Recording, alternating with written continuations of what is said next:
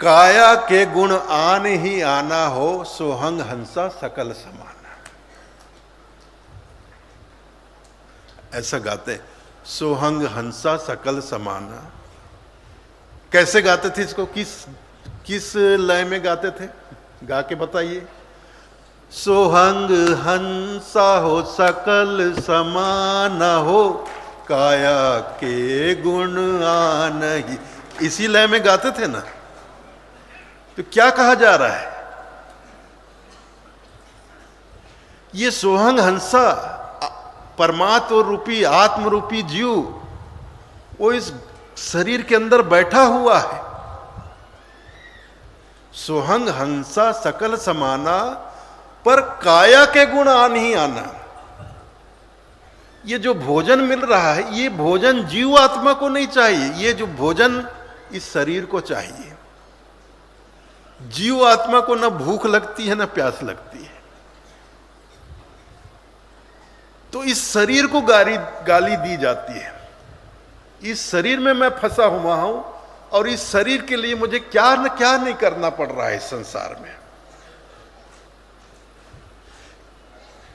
सोहंग हंसा सकल समाना, काया के गुण आनी आना। तो सोहंग हंसा अर्थात जीवात्मा, उसका गुण अलग ही है, लेकिन काया का गुण बिल्कुल अलग है। जो जीव आत्मा है वह अजर है, अमर है, अविनाशी है, लेकिन शरीर का गुण धर्म विनाशी है। शरीर परिवर्तनशील है, शरीर क्षणभंगुर है। शरीर का जन्म होता है छोटा सा बच्चे के रूप में,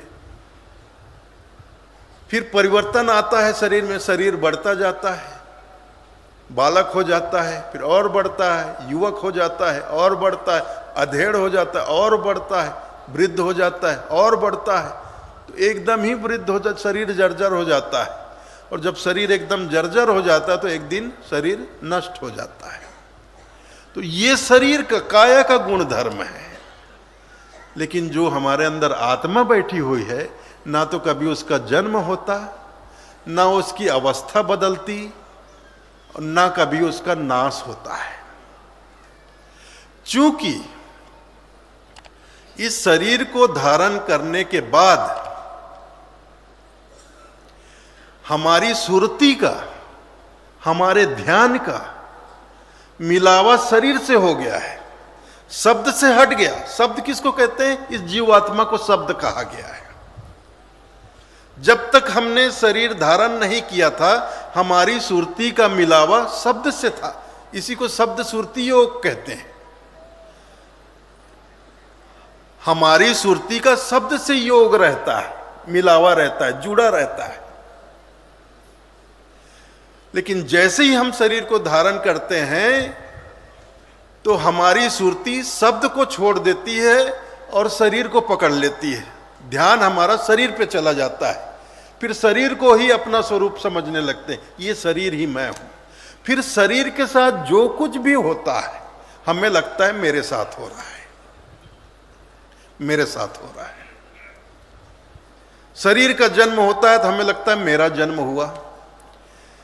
धीरे धीरे शरीर की अवस्था बदलती तो हम कहते मैं पहले बच्चा था, अब मैं बड़ा बालक हो गया। फिर और अवस्था बदलती तो हमें लगता अब मैं बिल्कुल नवयुवक हो गया, युवा हो गया। फिर और उम्र बढ़ती तो अब मैं अधेड़ हो गया। और अवस्था बदलती तो अब मैं वृद्ध होने लग गया। फिर और अवस्था और उम्र बढ़ती है तो फिर वृद्धि हो जाता है। आंखें कमजोर हो जाते, बिना चश्मे के हम पढ़ नहीं पाते, बिना लाठी का सहारा लिए हम चल नहीं पाते, बिना नकली दांत लगाए हम खा नहीं सकते। तो शरीर तो विनाशी है। तो हमें लगता है मेरी ये हालत हो रही है। पहले मैं छोटा बच्चा था, फिर जवान हुआ, मैं बहुत हट्टा कट्टा था, बहुत मजबूत था, ताकतवर था, लेकिन अब बूढ़ा हो गया। अरे ये जीव ना बच्चा था, ना कभी युवक हुआ, ना कभी बूढ़ा हुआ। जीव की ना अवस्था, कोई अवस्था नहीं बदलती, परिवर्तनशील तो शरीर है, संसार है। ये जीव आत्मा तो सदा सर्वदा अखंड एक भाव, एक रस है।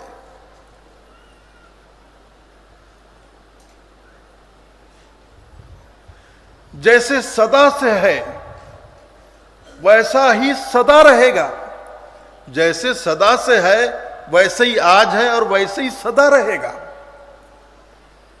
इस आत्मा के अंदर कोई परिवर्तन नहीं आने वाला। इसी बात को साहब ने कहा, आदि हता सो अब हता। साहब की वाणी है, आदि हता सो अब हता, फेर फार कछु नाही, फेर पड़ा है बूझ में ताते सूझत नाही। ये हमारी आत्मा जैसे पहली थी, आदि हता सो अब हता, जैसे पहली थी वैसी आज है और वैसी सदा रहेगी। फेर फार कुछ नहीं, कोई फेर नहीं, कोई परिवर्तन नहीं आया है। लेकिन परिवर्तन कहां आया है? बूझ में, हमारी समझ में, इसमें फेर पड़ गया है। हमारी समझ मारी गई है, हम भ्रम में पड़ गए। जो वास्तव में हम हैं आत्मस्वरूप, उसको भूल गए। और जो नहीं है, इस शरीर को हमने धारण किया है। जैसे हम सब ने अपने शरीर पर कपड़ा धारण किया है।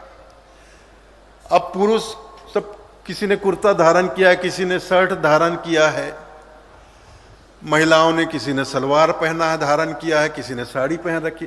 तो ये हमने अपने शरीर पर इसको धारण किया हुआ है। तो हम अपना शरीर पर कपड़ा धारण करने के बाद ये बोलते हैं कि ये कपड़ा ही मैं हूं। बोलते हैं क्या?